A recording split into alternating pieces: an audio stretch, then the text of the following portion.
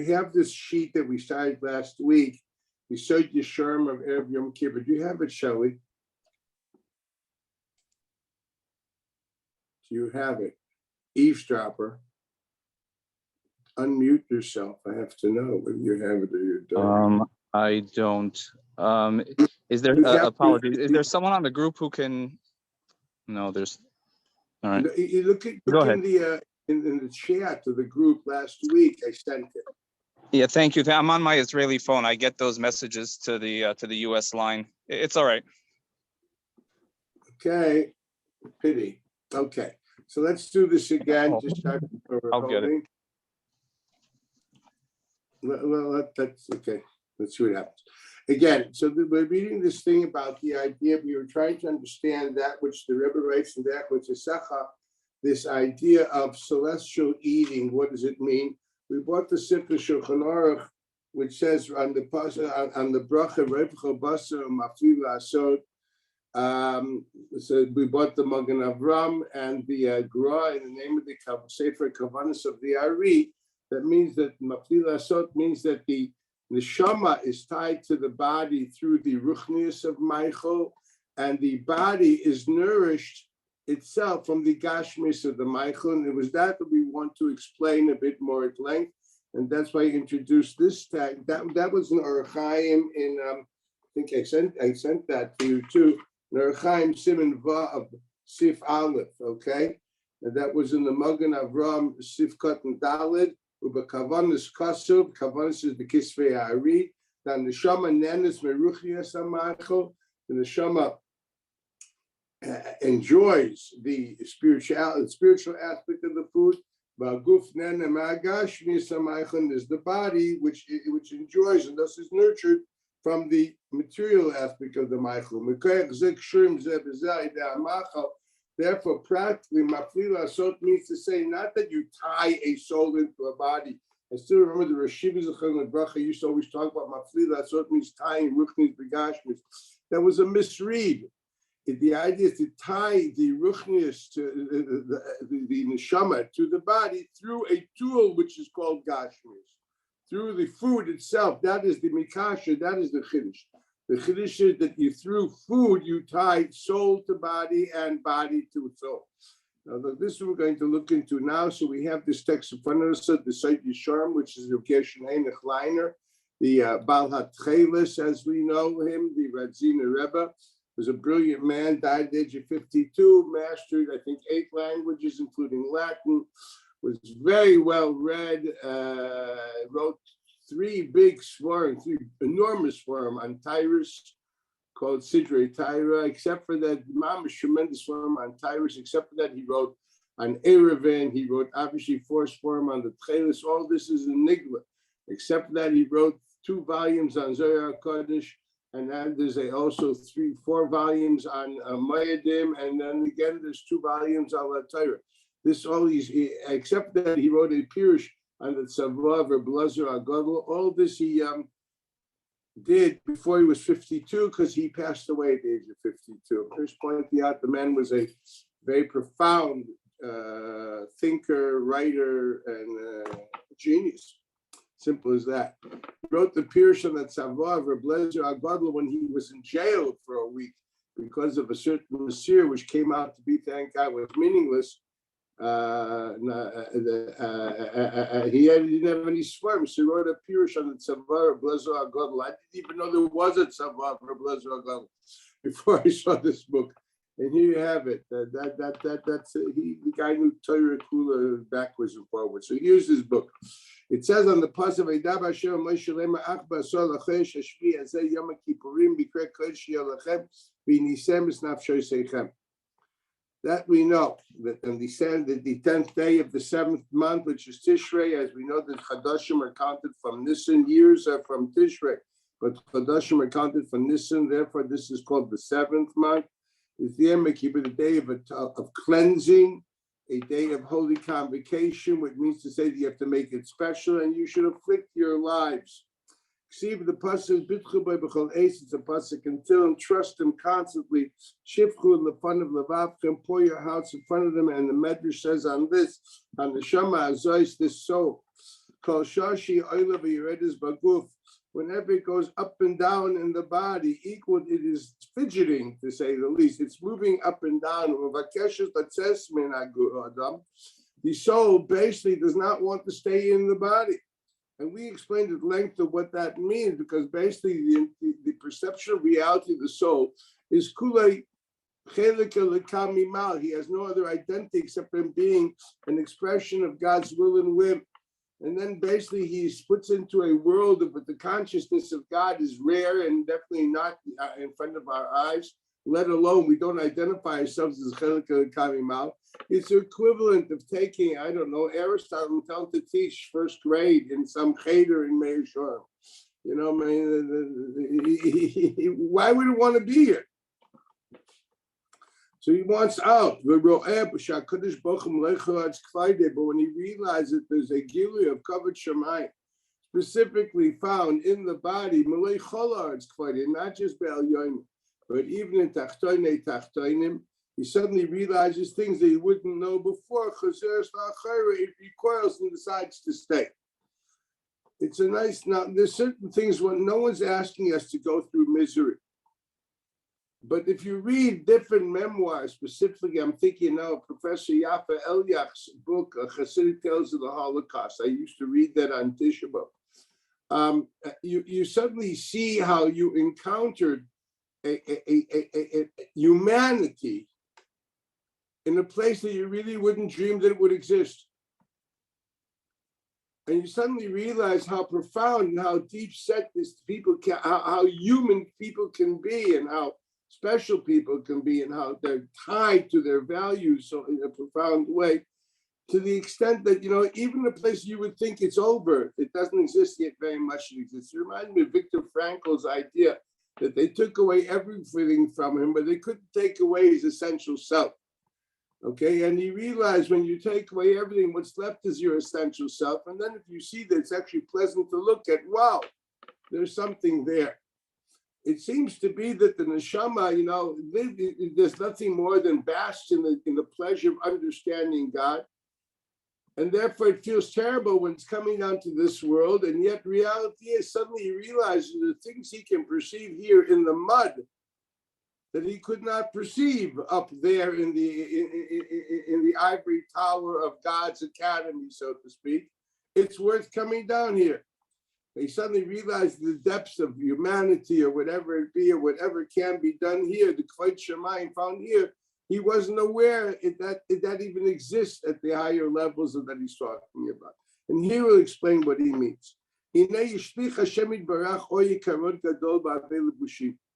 God basically poured out a lot of very unique, enlightening realities in many different garments and hidden realities. You see things that you seem to be totally devoid of God consciousness, God awareness, even the total opposite of it.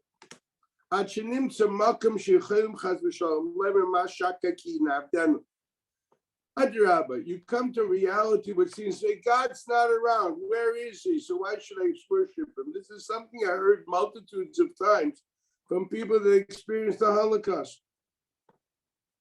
Why should I worship him? He wasn't around. And the funny thing, the crazy thing is, when I'd asked my father why we were religious, he wasn't there for you. He told me, you don't understand. He never left me. No, I don't know what that means. But I know he found the profundity of religion, Dafka, in the worst places possible. Don't ask me how. I still don't understand. But I do trust him. And this is what he told me when I was nothing more than 9. So this is what it says over here. So it says, you know, you go into a world which seems to be totally devoid of God awareness. And then we say by neshama, you are by here. The neshama is nothing more than a purely enlightened reality. It's nothing more than an expression of chachma chezek lekamimal. What is the pleasure of the neshama? Look at the neshamas in olam haba, in olam hagmur. What do you do all there? You do nothing more than you have the pleasure of perception and understanding your relationship with God. Now, this is a perpetual reality, equals the perpetual growth and depth in there. How many of us would bask in that pleasure, say, oh, this is the only thing we want to do? Just the thought of it is unbelievable. Yet this is what the neshama is accustomed to. And all of a sudden it comes on, the neshama would take a guf. as the Rishonim called the guf bote ore chemar, Lashon Rambam. These are houses made of mud brick. Okay, that's what we call a guf. And misasik and komani achila shtia v'chulu. And goodness, poor neshama. Kidamina l'kain neshama shasat b'tayri. The God you put in the neshama me, which is pure. Hainushim is the cheches mikol levushim. When we say about tar, what does tar mean? Tar means to say that there's a pure aspect of godliness and there's no chatzitza. Mizdacheches mikol levushim. Here I have to explain something. What does this have to do with the word tur, taira, and tuma? This is a mimer of the same author found in a book al Torah called Soit Yishorim Tinyana in Parshas Kisavai. We explains what is the idea of tuma. She says, listen, as we all know that the Aviyah Vaisa Tuma is mace. Now, these are every Av and Tolda of Tuma has a pasuk to it. Yet they're called Avos and Toldos. Normally, when it comes in certain places, say the Avos is the source and the Toldos are the derivative. That would be by the Niziki. Arba Avos Niziki means 4 sources for situations of damage. But we talk about Toldos Shabbos. Toldos Shabbos, once again, we have 4 major categories, and these are the other ones are conceptual derivatives of those categories. What about by Tuma, when they're all written, nothing's a derivative of another, they're all clear as day. The Teretz says it means to say that there is what you call a hierarchical reality here, in which there's the top, which is the profundus, and these are different watered down versions of the top. What is the top of Tuma? Tuma is called terminus. When something is told, when you've encountered gvul, gvul is the opposite of that's tuma. Tuma means to say it's a unique of the chitzonim. This is something which already is walking away from infinity, and now there's a place of in the world of terminus and gvul. There's a place of walking away from God, and turning your back to Him and whatever you only want. Death is the ultimate terminus, it's the ultimate end of all things. Until you die, there's always a possibility of growing, changing, doing. There's no absolute thing in life because it's constantly relative and in flux. It's when the game is over and you're dead, that is shot, that guf now, and the shaman without a guf, it has no kiyum and has no capability of growth. That is called tumah. There's an achiza of the chitzayim, and that's what's called tumah. So Tumah is synonymous with Gvul. The Rebbe writes, therefore, that a Kayin is Muzar ala Tumah. Why is a Kayin Muzar ala Tumah? She's got the ultimate experience of a Kayin is to teach the Jew that it's never too late. He has to teach him how to say Vidu ala Karbanas. Tumecha v'urecha le'ish chasidecha. The man has to be Yoru mishpatecha le'yakoi.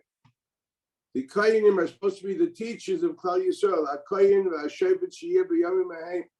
The primary thing that the Kayanim is supposed to teach, and the first thing is in Seder HaAvayda, to say Vidu el HaKorban b'chol koicha. That's the Aloshin. Vidu is b'shas smicha, and smicha has to be b'chol koicha. He has to be totally, literally being depending on that korban, because he's like leaning on it. Take away the korban, he'll fall. That's what it is. He says his whole Metzius is nothing more than this capability, this korban, that the Allah was smicha b'chol koichai. And then he has to say, Hashamna bagadna gazalna b'chulu. And the Rambam writes, this only works for a person that believes that what he's doing is meaningful and will actually make a difference. The Rambam writes on this before, in Hilchos Gogis, if I'm not mistaken, or maybe it's Ma'aser Karbanis, that the vidui works for those people that believe that it will work. Very important thing today, you're doing slichas, okay? So I don't believe that any believe by rolling it, as if you're sending a telegraph that it works. Vidui works to the extent that you actually believe that it works. Rama writes somewhere in the Vuchim, in the Tami mitzvahs, that all the different pirtei halachas of tshuva, etc., even viduri, is there to enhance in you the belief that this can actually happen, that it's never over until you die, but it's never over. That's what he writes. The idea of saying viduri b'peh is to go into a process that will enhance your feeling, hey, this may actually work. So he writes it clear as day. He writes that in the Bukhim. All these different things, their goal is that. Believe that you can actually change, you can grow, and you're not stuck in a rut forever. Man has to believe in that relationship with God, and actually thus within himself, he can always go for up and more. This is what it says over there. That's the Rambam in the Bukhim. So the Rebbe writes over there inside Yisharm that a Kayin that has to teach a Jew that things are never over. He, obviously, if he would go to funerals and he would psychologically be in a certain way influenced and polluted by death, he would feel, no, hey, man does have an end. So in order to further him from being totally involved in the terminus of man, God said he should not engage you, he should not go to funerals. He should distance himself psychologically as much as possible from man's end. Now, it doesn't mean he's not aware that people die, for goodness sakes. We're all aware that people die. But we all know, I know about you, when I come back from a funeral, I mumble, you make the same shivim shana, v'im b'gvur shmonim shama v'ramam omo v'ovek because chishvin ha'ufa. It has an impact on me. And, and the more you go to these things, the more you realize that things are temporary.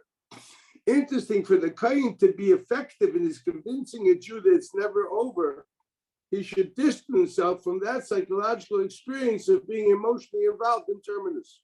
A very interesting idea, I would say, actually sounds like almost like a Rambamistic idea, but this is found inside Yisharm, which is an unbelievable idea. So the idea of Tumah means gvul, levushim, modifying things, filtering things, not taking the whole blast of the infinity. And this is what's said over here in this neshama. How do I say that the neshama is pure enlightenment without any gvul? He sees God the way it is in everything. He doesn't relate to the filters, to the chatzitzas. How does he write the Kidamina Elokai, my Lord, neshama shenasat mitahayrai? It is pure. It's mufka from terminus, it's mufka from gvulim. And this is what he says. Hainu she'im misdachechet, it is cleaned and purified, mikol halavusha, from all external filters or expressions.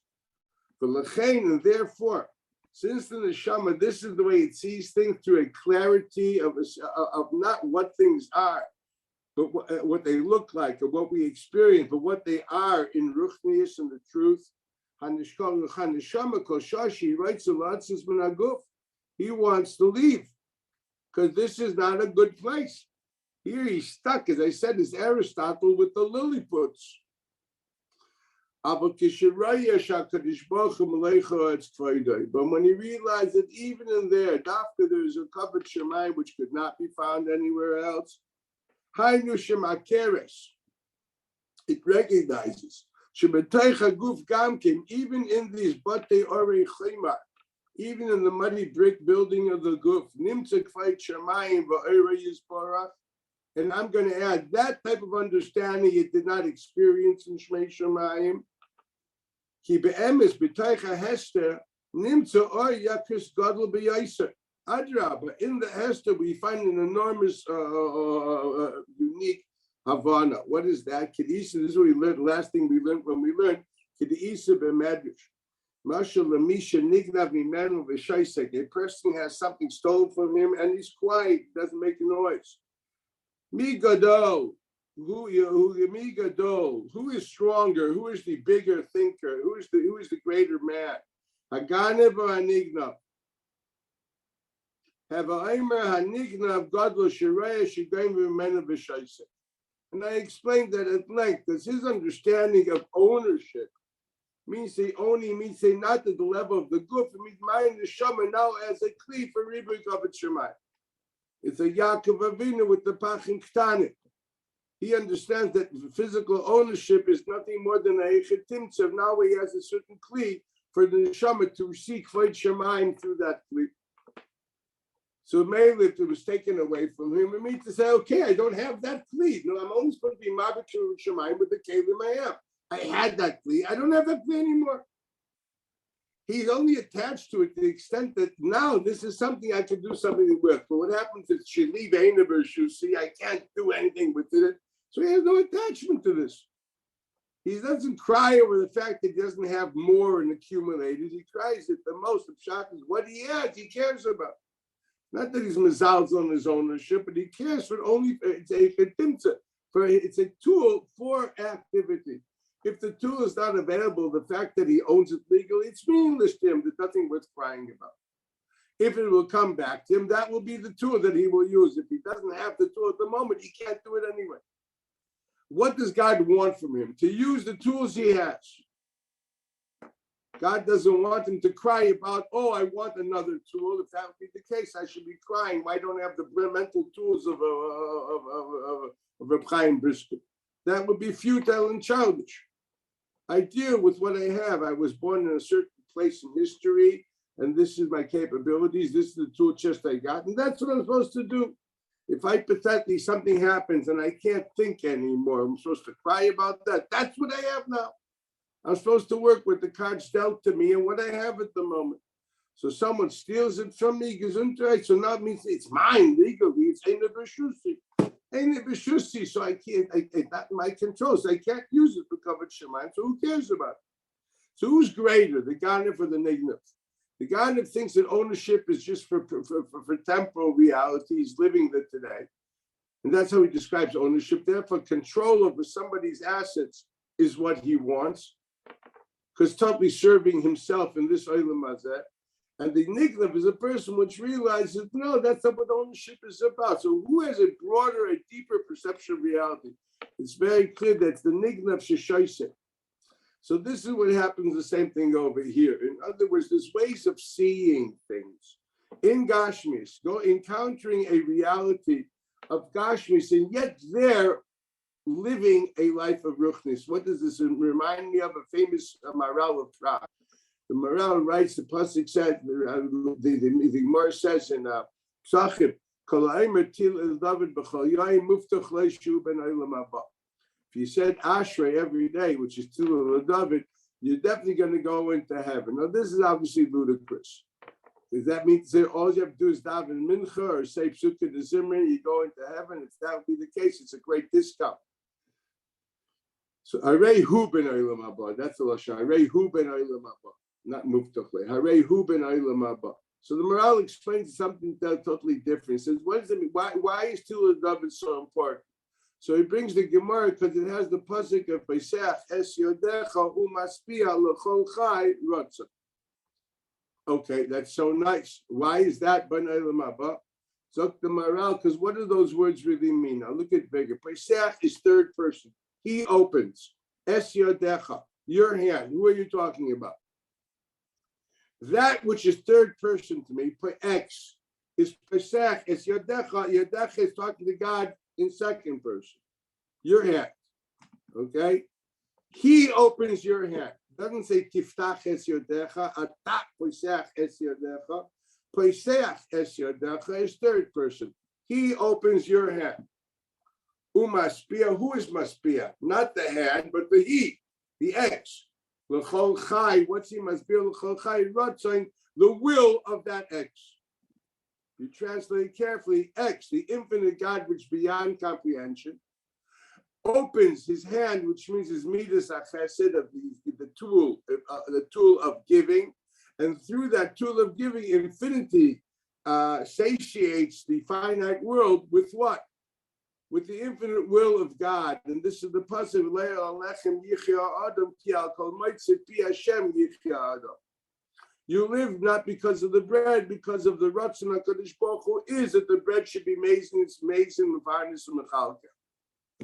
So the Maral says if you understand that what you're eating is nothing more than the will of infinity expressed through his midas chesed, and infusing you with ratzon, and that bread is nothing more than an external labush of ratzon, then you're living in Olam Haba now. You're not waiting for tomorrow. That's Olam Haba. You are a ben Olam Haba. You are living that world of reality. Now the chachma is yes to see things that way in the world of consciousness that we experience. That is humongous, and that's exactly what the Rebbe writes here. That's why the neshama stays in the body, to experience that reality that's not bread, but ratzon.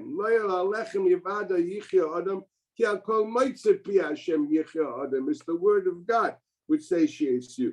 And that's what he says over here.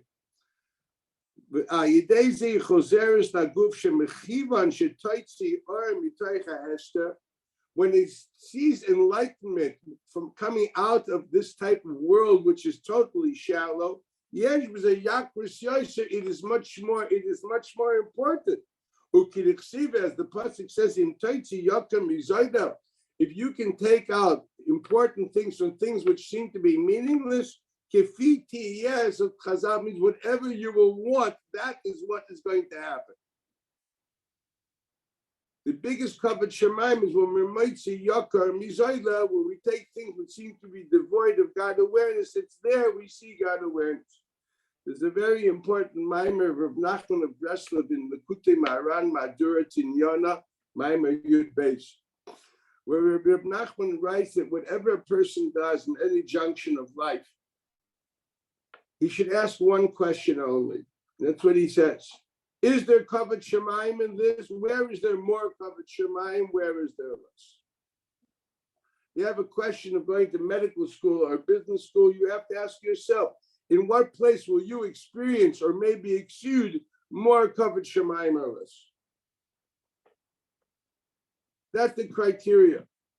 He writes, this is the only criteria. I always add, no, I don't believe that too many people can live with that being the only criteria, but it should at least be a criteria. I have a famous story, I always tell over because it hit me when I was young. I was a young Ram in Kerem Yavne, and I had a student, today he's a judge in Tel Aviv.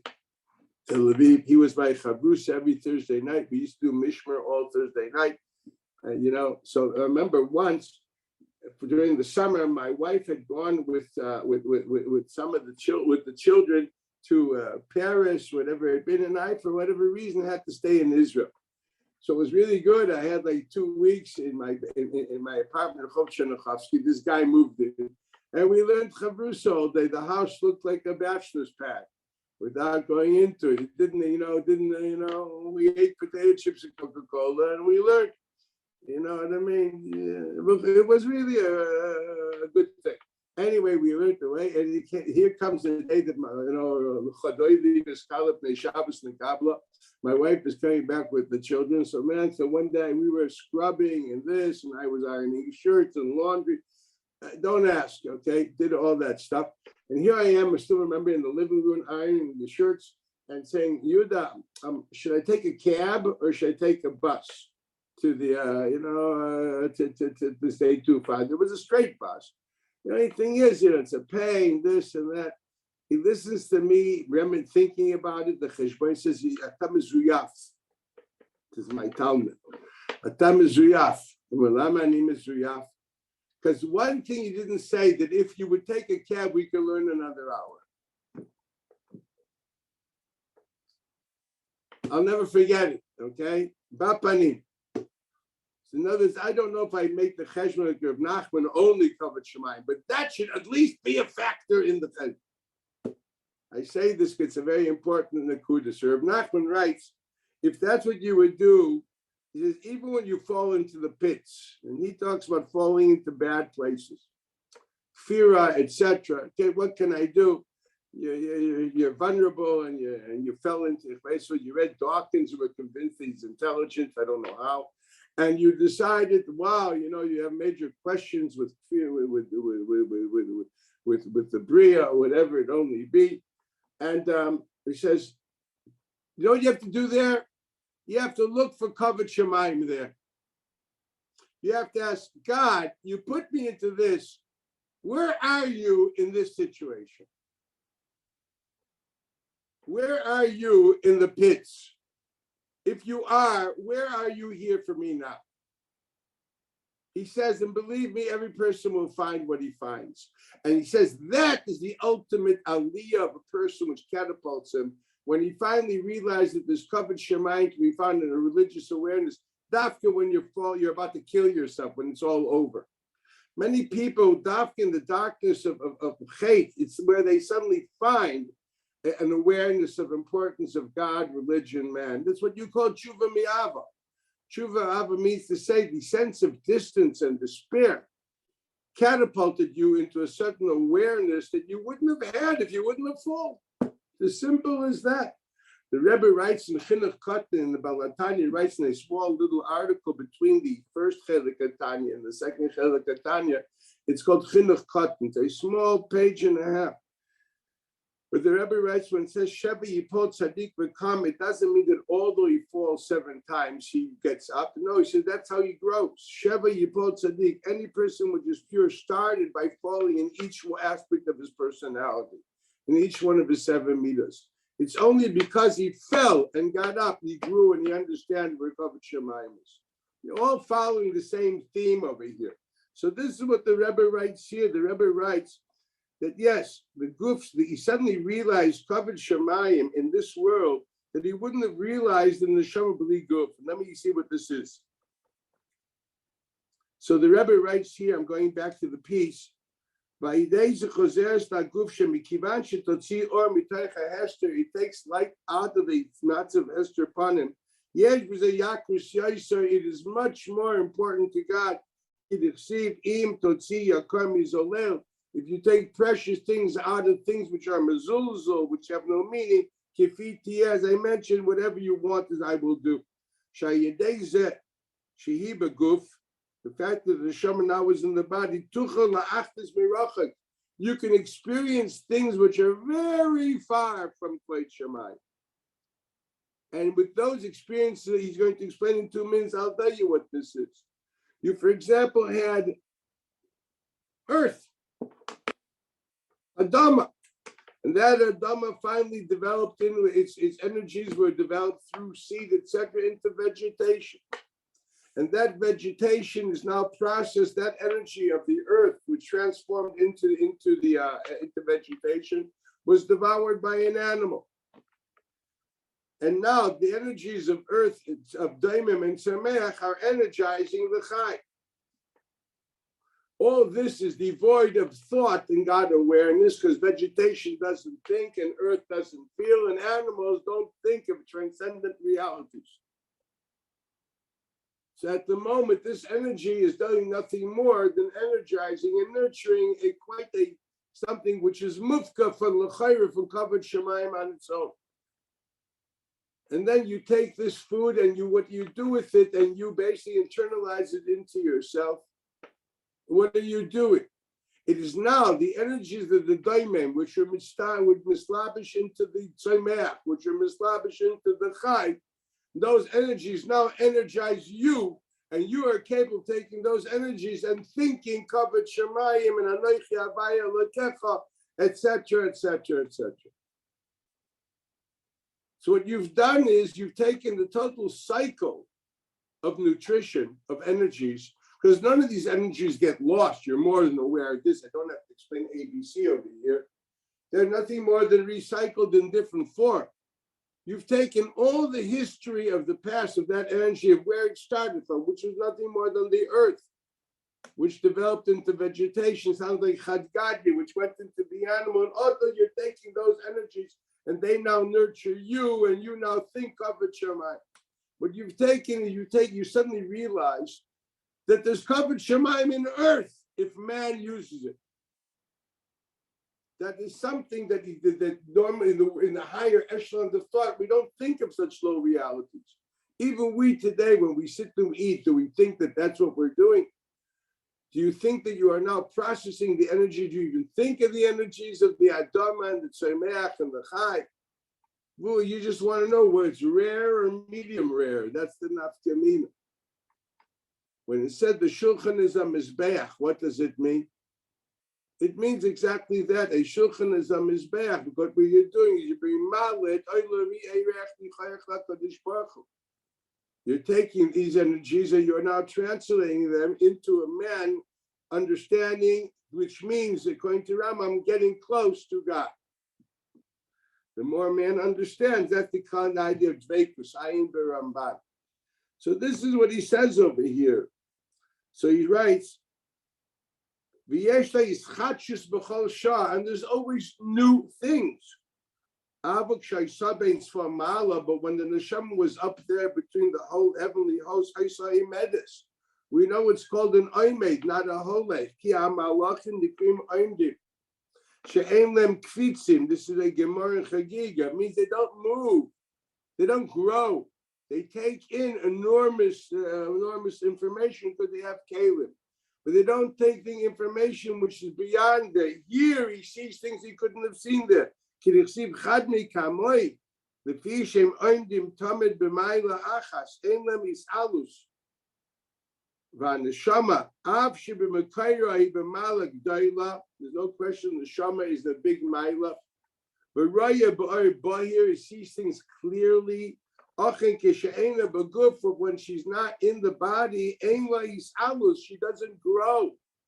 She has enormous kalim, and she gets in the kalim which are there. But hischadjes, new things which are not even on the agenda there, it doesn't get.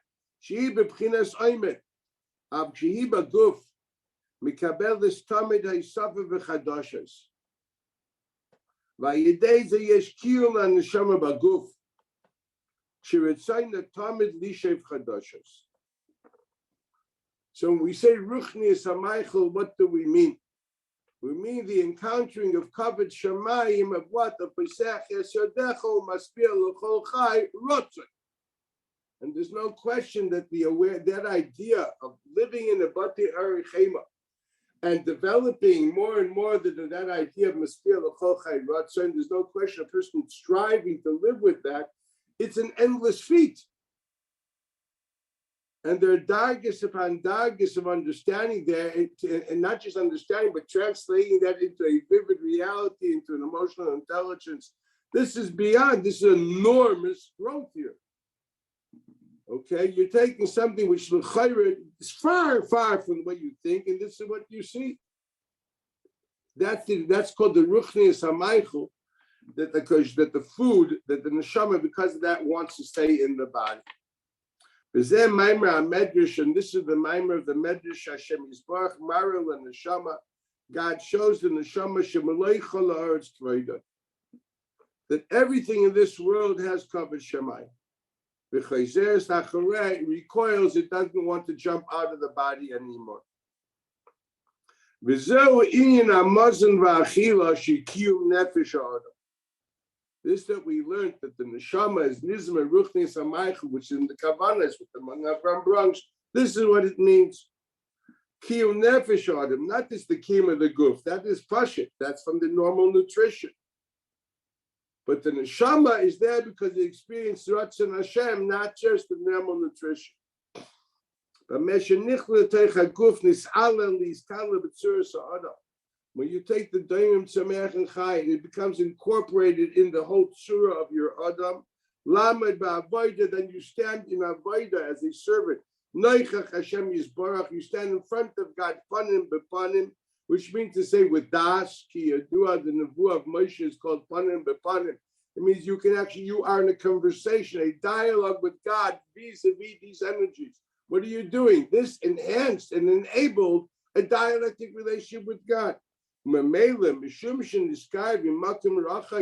he took these energies from a far-fetched place. This is obviously a very, very important thing in the eyes of God. It's a precious thing in the eyes of God. It's Yokam Yizaylo, V'or Godla B'Yosef. This is the idea that the Rebbe, the Ruchnis HaMaychel means. Okay, so now we know what it means. It means the capability of Ribui Kavod Shemayim and God awareness. It is an uphill struggle by the fact that you see this. I mentioned this, so the Rebbe already continues. Let's see this further. Well, there's different types of food of the soul. I'm not talking about the food of the body. The food of the body is do whatever science put there. Talking about what keeps your soul tied to the body. He quotes the Zohar Kodesh in Parshat B'Shalach Daf Samach Aleph. Bikadmisu, in the beginning, Kadnafke Yisrael b'Mitzrayim, when the Jews left Egypt, Alu Benama, they rose with a bread, the Ikra Matzah, which is called Matzah. V'hashta, but now, Zachu, they merited, V'alulam, and they rose, Lemechol Nama Achra, to eat another type of bread, Eloy Yatir, a higher leveled one, Me'atar Eloy, from a higher place. What is it?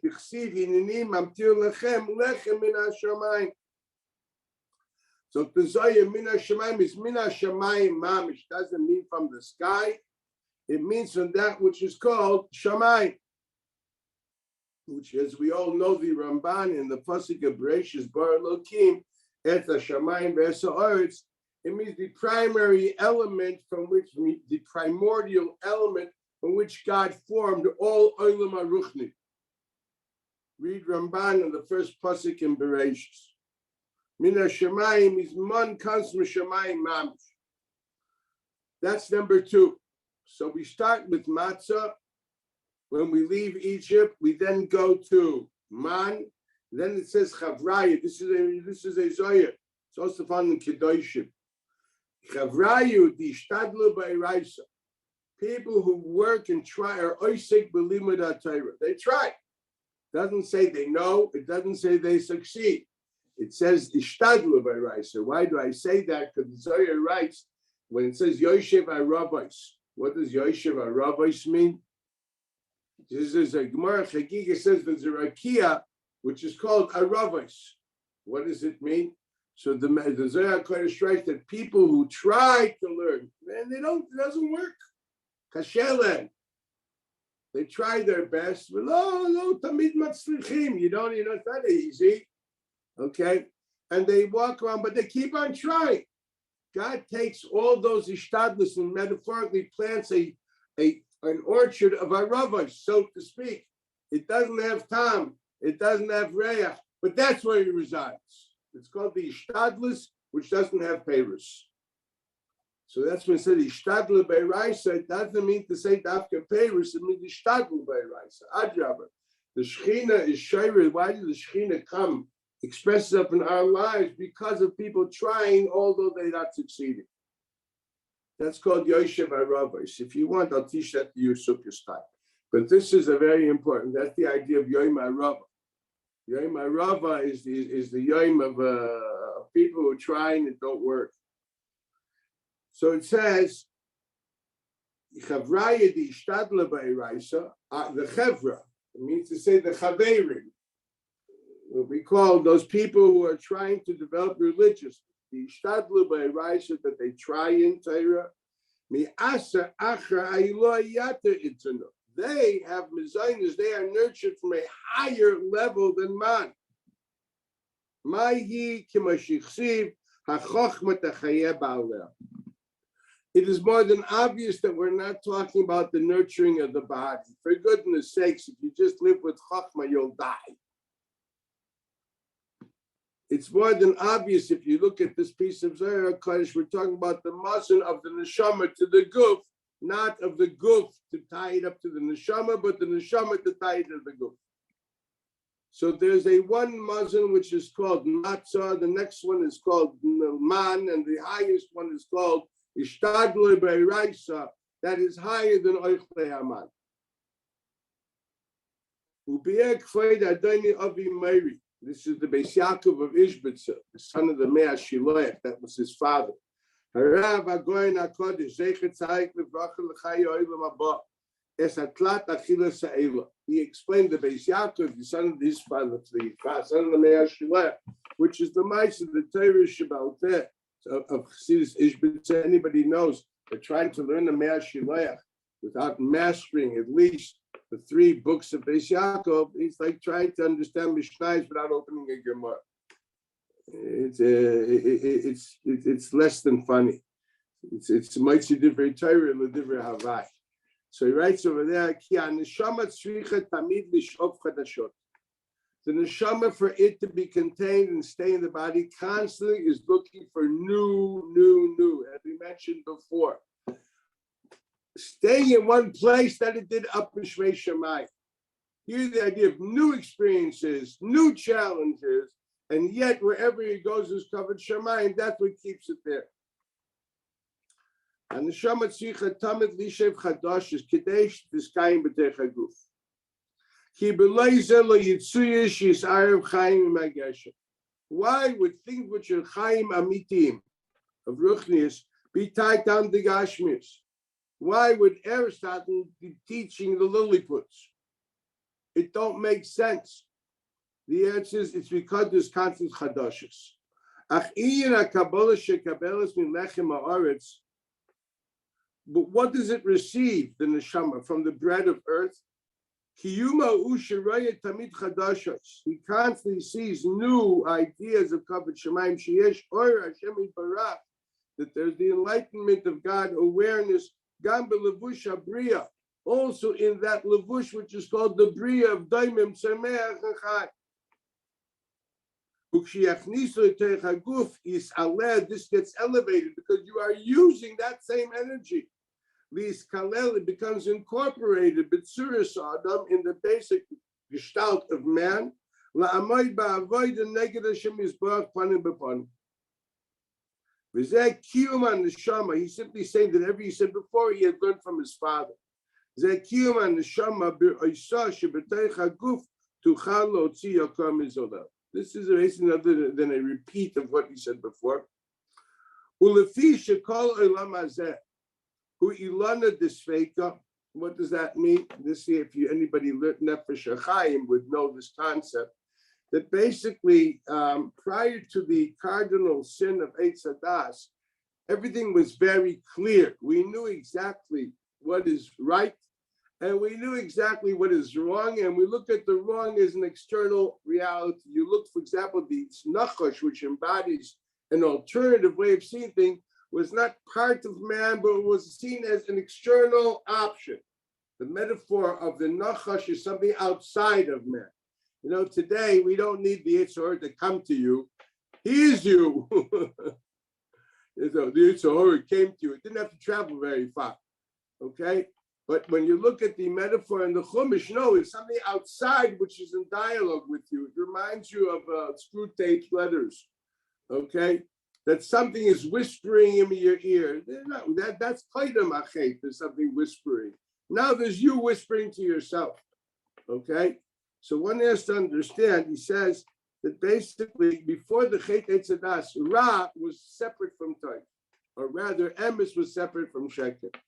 What happened with the Achila, what happened to anybody knows the Gemara knows that the metaphor of the Tarevs of Rav Taib is what the Gemara said, that the Nachash had a sexual relationship with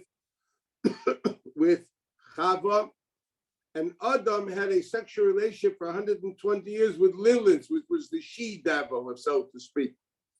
Now, obviously, they weren't having sexual relationships in the simple physical form. It means to say that he infused his pollution and his ideas into her persona. That's what we call Zuhamas HaNachash, the pollution of the serpent.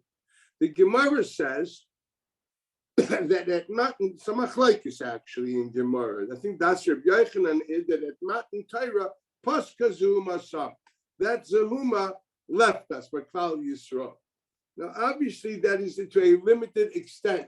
We are now at least kalim for getting somewhere, but we still live a reality where that Zohama is very much part of who we are. We have not totally walked away from the Zoyama, the Nachash, and therefore Reb Chaim describes in Nefesh HaChaim how nothing is clear.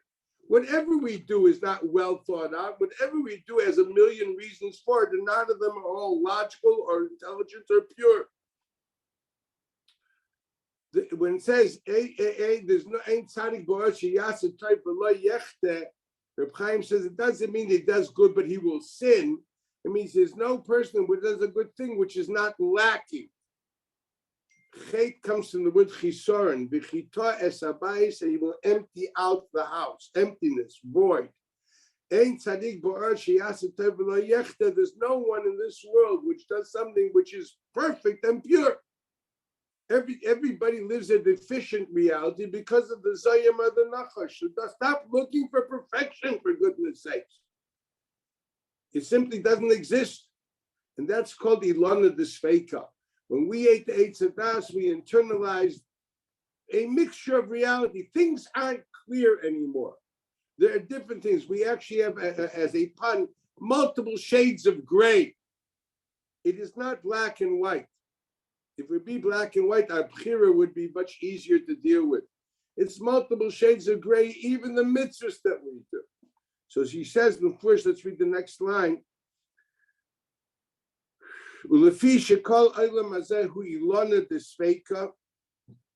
This whole world is nothing more than the tree of doubt, equal that the das toivera, equals the result of that was not good versus bad, but a mixture. Ilana Desfeika, Shiur Urav Mitayvera, which is a mixture of Tayvera. I repeat, it's worth looking at Nefesh Chaim Ba'archava on this. He really elaborates on this. L'chein b'chol machal, there's nothing perfect. Maitzi ha'adam ha'muvchar v'achelik ha'tayv shabai masheroi li'izkal le'betzuras ha'adam la'avoid v'koyach ha'achilas Hashem Yisborach. Yes, so this is that aspect of the Gashmius of the Maichu which can be incorporated into man, and it can actually be take those energies and transform them into human energies, and therefore stand as an Eved Mula Kadosh Baruch Hu. But since nothing in this world is pure and everything in this world is lacking, that deficiency of the material food expresses itself in that part of the food which cannot be incorporated into the Gufa Adam and Avodah Hashem, and that is actually the toxic weight. That is the Rashaba Amaychul Hazeh, which has to be expelled. So what you are actually doing is being mavara the taiva from the Ra in the Ma'if. Physically, what you're doing is doing an act of birur, of defining this is something which is in the hold of man to elevate, and the rest cannot be elevated, at least not in the direct way of food. It's expelled. It's expelled.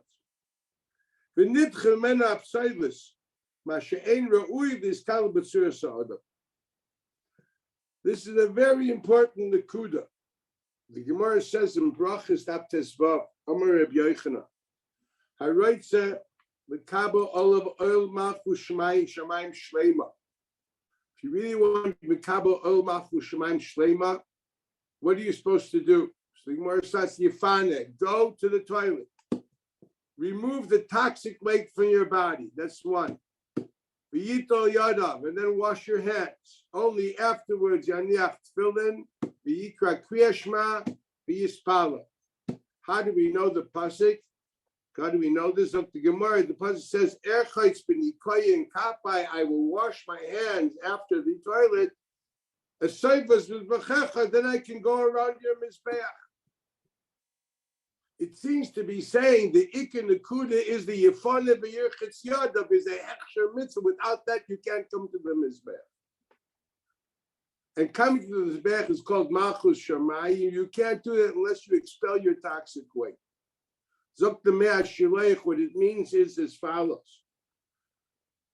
It means is that in life we experience so many things, and their experiences become part and parcel of who we are, and we can elevate those experiences to Kavod Shamayim. And there are experiences which stay external, they're not really who we are. And they're just externalities that we, do whatever is customary. It's like the smiles the grandmother put on your face at the right time, like the smiley stickers. They put now smile, now laugh, now do this. Those things, there's a lot of extra baggage psychological baggage found in man, which has not become a part of who he is. That religious expression, those expressions are external, and they cannot be elevated. They are the toxic weight. So you want to be Mekaba O Malchus Shamayim, please rid yourself of your externalities, which are nothing more than toxic weight on you. Come to your base, who you are and where you're holding, then wash your hands from those experiences. It reminds you of the famous thing in the Testament, when Pontius Pilate washes his hands. Gamarnu, I have nothing to do with this anymore. That toxic weight is toxic weight. I got rid of it. Now you're holding in a healthy situation where you are. Now you can put on tefillin and say Kriya Shema and say Shemona Esrei, and that's called Kabbalah Malchus Shamayim. So this is what it says over here, that you should, when we talk about metaphorically, I need this very much for the peace and day of Secha. When the body expresses itself by being mevarer, the type from the ra, it's unbelievable what's happening here. Excuse me, but mipinui haguf, if you understand what it means in its shirish, it's an unbelievable reality. The capability of divorcing yourself from added baggage, which is toxic, because the stuff that cannot be incorporated in you and elevated. Capability of walking away and washing your hands from that. That's the idea of the site of Netilas Yadayim Shachris. Okay, now you understand what you do. So believe me, that's a bigger avodah, much harder to do than the Aniach Tefillin v'Yikra Krishma. First, it's Yefane v'Yirchitz Yadav. So we're going to stop here because this is where we're going to continue this next time around. Because I'm making a simon, and that is I'm making here. Just 1 minute. I'm holding the surf. Just 1 minute. I'm holding the surf. Yes. I don't hear well. I don't hear well. Rabbi, who's talking? Shelley. Rabbi Blachman, where's the Maharal? Who's talking? Shelley. This Maharal. Where's the Maharal? I will look it up and I'll send it. I will look it up and I'll send it to you. Oh, is that a recording of me? Hi, Zivi. Haven't seen you for a while. Oh, is that a recording of hi, me? how's the Rav doing? How was Los Angeles? Hi, how's the Rav doing? How was Los Angeles? You're in Los Angeles? No, it wasn't the Rav in Los Angeles. You're in Los Angeles? No, it wasn't the Rav in Los Angeles. No, I wasn't in Phoenix. Oh, New York. Sorry, New York for the class. New York. Oh, New York. Sorry, New York. New York. In New York. Right, that's right. Angeles. Right, I was thinking laser outline. Yeah. Right, I was thinking laser outline. Yeah. See you next time. Bye. Take care of yourselves. Take care of yourselves. Thanks, Ravi.